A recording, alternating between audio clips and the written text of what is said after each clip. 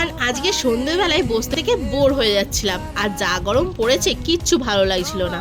তাই ভাবলাম সন্ধ্যেবেলায় টিফিনে তো কিছু খেতেই হবে, কিছু একটা বানিয়ে ফেলি। আজকে আমি বানিয়েছিলাম ম্যাগি পাস্তা। চলো তোমাদের সাথেও রেসিপিটা শেয়ার করি। প্রথমে ম্যাগি আর পাস্তাগুলোকে আমি সেদ্ধ বসিয়ে দিয়েছি। ম্যাগি বেশি ছিল না, 2 প্যাকেটই ছিল, তো সেদ্ধ করে নিয়েছিলাম। এরপর তেলের ওপর ডিমের ভুজিয়াটা করে নিয়েছিলাম। আবারও একটু তেল দিয়ে নেওয়ার পরেই দিয়ে দিয়েছিলাম আদা কুচি, রসুন কুচি, পেঁয়াজ কুচি, লঙ্কা কুচি আর টমেটো কুচি। সব কিছুকে ভালোভাবে নাড়াচাড়া করে নেওয়ার পরেই দিয়ে দিয়েছিলাম স্বাদ মতো লবণ আর হলুদ। এরপরে দিয়ে দিয়েছিলাম ম্যাগি মশলা, যেটা দিলে তো এই রান্নাটার টেস্ট দারুণ লাগে। তো এরপরে দিয়ে দিয়েছিলাম টমেটো কেচাপ। এখানে আমি চিলি সস ইউজ করিনি, তোমরা চাইলে করতেই পারো। এরপর সেদ্ধ করে রাখা ম্যাগি আর পাস্তাটাও দিয়ে দিয়েছিলাম। ভালোভাবে নাড়াচাড়া করে নেওয়ার পর ডিমের ভুজিয়াটা দিয়ে নামিয়ে নিয়েছিলাম।